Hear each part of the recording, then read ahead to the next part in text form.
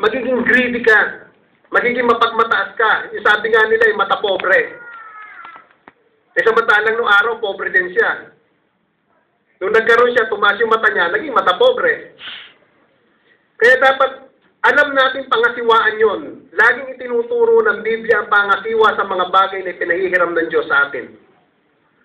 At sinasabi sa 1 Timothy chapter 6 verse 18 na sila'y magsisagawa ng mabuti, na sila'y masihan sa mabubuting gawa, at sila'y maging handa sa pamimigay, maibigin sa pamamahagi. Nararanasan po ba natin yon? Na may galak yung puso natin na nagbibigay o napipilitan lamang tayo? Kasi kapag ka daw ang tao nagbibigay nga siya, napipilitan lang, yung sa atin, hindi kasi dapat tayo magbigay. Hindi dapat ang tao yung nagbibigay, dapat masya siyang nagbibigay, nag-aabot ng mga bagay kung ano meron siya.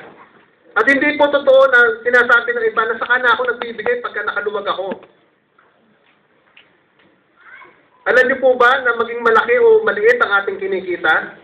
Kulang din ho yun eh. Kasi habang lumalaki ang kinikita natin, lumalaki rin yung gastos natin. Pag maliit ang kita natin, pansinin nyo, malaki o maliit ang kinikita ng isang tao, nakakaraos din.